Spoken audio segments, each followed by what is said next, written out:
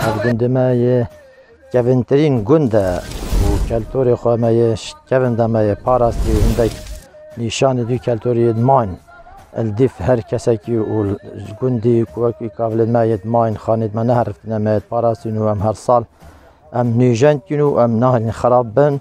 جیان و جیاره ما دنیای کلتوری کون ام دست جبر نادن چونکی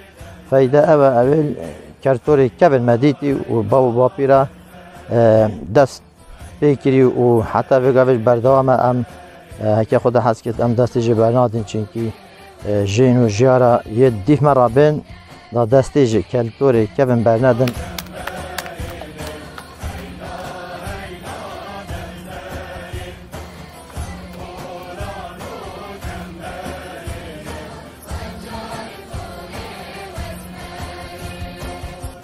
و او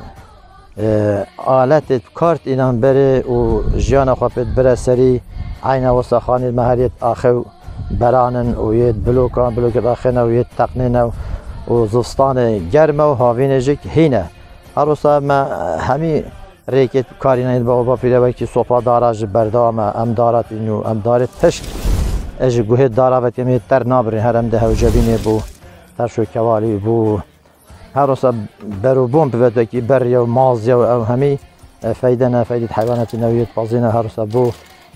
جلی جمجید کنه ام وان داره تشت و سرگویتان برین هر دارد بنیره ام ابدا نا برینچ که گناه کامازنه سرگوه داره ام تین قد کین و تین صفا داره دا عینشتی بری با پیره و هر صنعت پیش که بری همه نیوان مزل کربار بی و دیکیل بی ولی بگاوه یه پیش کردیم که صفا داره و بوریا و دیکیل ترات اسمانا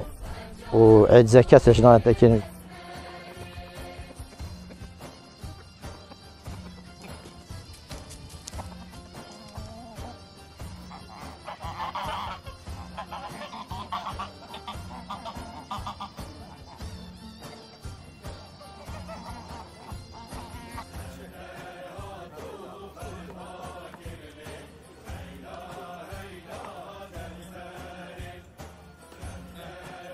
گنده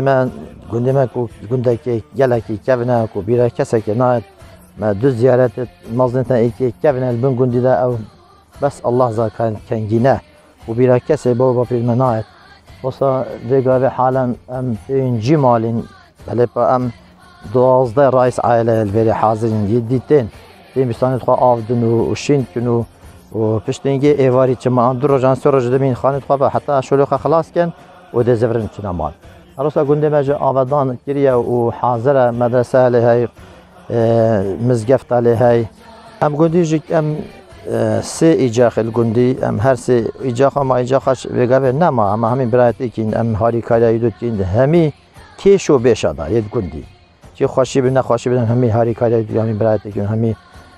صد نقلم ناوی چون دو خزمانی گلیک دو کیو نما ایدی ایجاخ و باب اما همین مروتی کین همی گندی تکین گنده زریزه